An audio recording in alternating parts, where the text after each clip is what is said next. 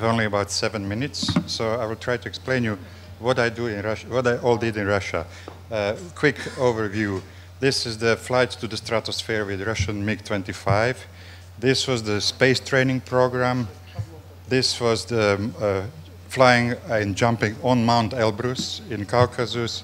This was the train trip around Russia. This was the jump on the North Pole, and this is, I will start with this one. And this is finally the main item of this presentation, covering the life with the nomads in Siberia. So this is how the North Pole looks like from above. And this is how you land on the North Pole. And this is the situation there. There is that helicopter that has to fly 9 hours back to the civilization. This is a motif from the North Pole. Crazy ice formation. And this is how we travel back to civilization. No comfort at all. Now, where it is, Moscow, Khatanga, it's 3,500 kilometers. Khatanga, North Pole, another 2,000 kilometers. And now we are going to concentrate on this part, the Taimyr Peninsula, where I went together with Matthias, the colleague, the journalist. We spent about 10 days with the nomads.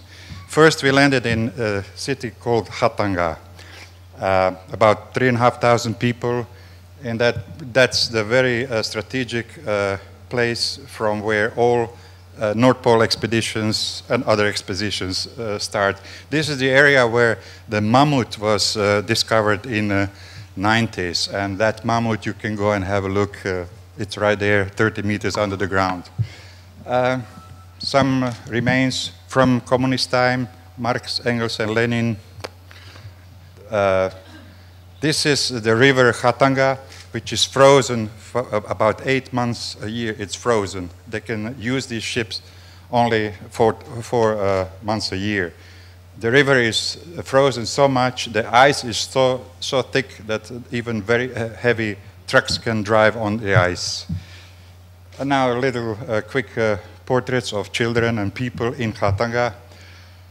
I really love that place for portraits, visiting some people at home. Now we took a helicopter to go to some smaller places outside of Khatanga. We visited 4 different places. So it's really in the middle of nowhere, quote unquote. You land with the helicopter. Helicopter is the only connection with those places. Otherwise, you have to take snowmobile or I don't know, Langlauf, whatever. But in any case, helicopter goes once a week to all these places. So we took a ride on this helicopter, and we ended up in a place like this. You know, desolate. You think, what the hell can I do here? But there is a lot of nice things happening. Children playing.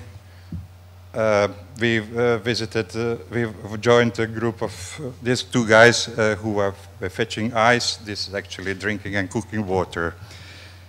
Children, the same all over the world, smiling, happy to see you, and say, how are you, what's your name, stuff like that. Nice clothes. Dogs are very important, of course. Now, more portraits. You know, I'm making this story quick because I have very limited time, so excuse me for this express show. Visiting some people at home, heard really nice stories about her life when she was young and beautiful girl, and now sort of missing these times. People do fishing like this. They're cutting the hole in a river and catching.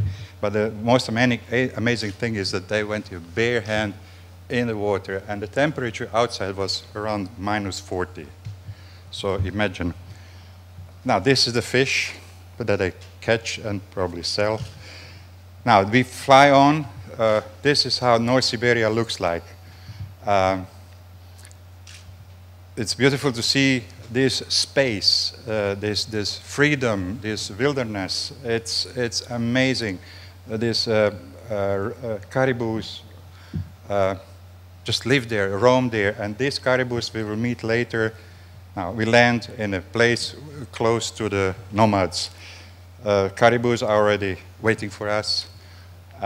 Nomads are greeting us, and then you are amazed with the clothes they have. These caribous provide everything: the meat, the milk, the clothes. And now this is the detail. It's all made from caribou skin. These people are probably the most free people on this planet. And they are very proud on surviving in such harsh conditions, minus 45, sometimes minus 50. They taught me to look at the snow in a different way. They said there are colors in the snow, and indeed, when you concentrate, you can see all rainbow colors. I'm not hallucinating. They are really visible if you really know how to look at it. They have hundreds of different names for snow and snowflakes. We call it just white snow, but to them, each word means different thing, different time of the year, morning, evening, humid, dry. You know, when you learn all this, you start thinking about life totally different. And then you realize that you don't need much in life to live the most essential life. That was actually a nice race. When we arrived there, they had a kind of competition. And they are, of course, hunters, and they live in mobile homes. This is mobile homes. They cruise around tundra in these little wooden houses on sledges, towed by caribous. And this is the unit, this is the family. Look, that's a mother with children, that was husband in front of the herd, and that's amazing. And they still live like that today. They live like that for centuries. So imagine if our civilization goes, explodes by nuclear weapons, of course, they will survive. And so we need their experience. They are very proud on surviving in these hard conditions. And they are very hospitable, and they will give you everything. They have very little, but they will give you whatever they have. So I will just continue showing my best pictures. I could make a lot longer story, but I think picture tells more than 1,000 words. And this is how they live inside, quite spacey inside. Here we are served, we get excellent fish just caught in the river, and this meat is really delicious, raw fish.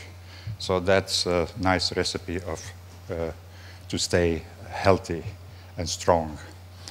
Some of these, all of these pictures were actually published in different magazines. So this is my small selection of the best shots taken in Siberia. There are a lot more, but I will end up with this one because time is running. Thank you. This is the website you can visit. There you'll find a lot more. Yeah.